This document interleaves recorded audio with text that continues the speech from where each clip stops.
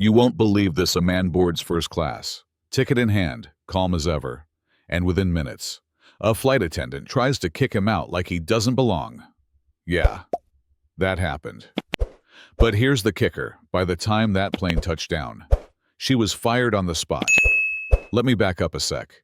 This isn't just about a seat. It's about what happens when bias meets quiet strength at 30,000 feet. So, picture this. It's a busy morning at Logan International, Boston.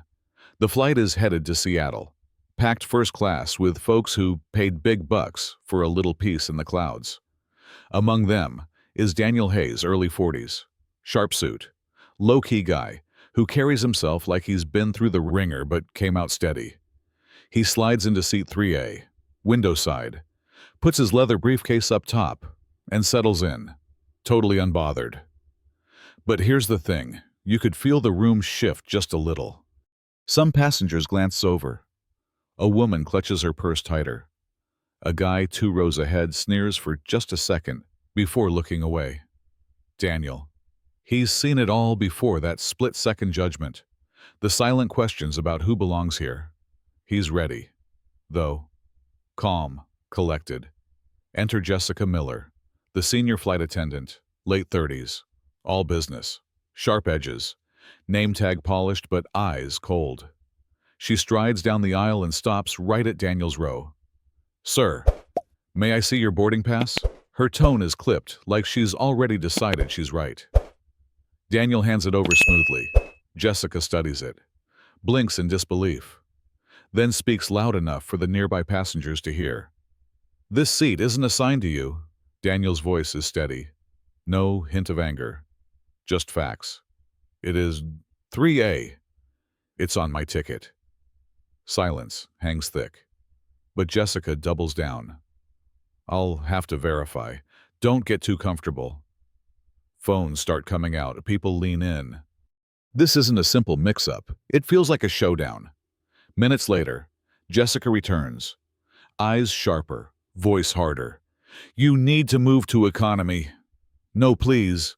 No room for discussion." Daniel meets her gaze. Calm as ever. "No, this is my seat." "I paid for it," Jessica snaps. "You're holding up boarding. If you don't comply, I'll call security." Passengers gasp, whisper. One man taps record on his phone. You can almost hear the tension crackle. Jessica storms off. Daniel stays put, unreadable, like a rock in a storm. Now here's a twist. Gerald Thompson, the cabin supervisor, steps in. He checks the manifest, nods at Daniel, then tells Jessica she messed up. Daniel's seat is legit. Jessica's facade cracks. She mutters, "I was just doing my job." But no one buys it. The cabin murmurs with a mix of relief and disbelief. Passengers start applauding quietly. A woman across the aisle whispers, "You handled that so well." Phones continue rolling and the video starts making rounds online. But it's not just about Daniel.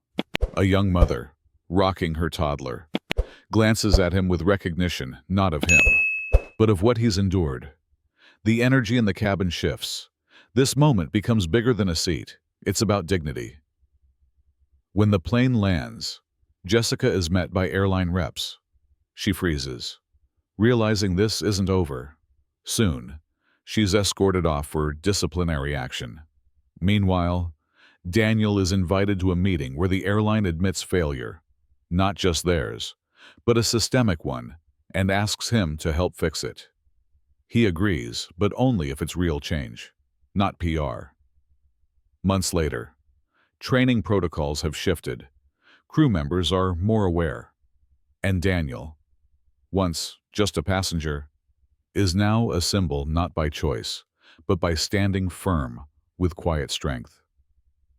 The last shot, Daniel boarding another flight, greeted by name, a subtle nod of respect from crew and passengers alike.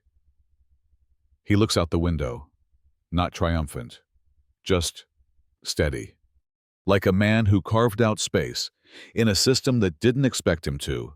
So here's the question for you when faced with quiet injustice.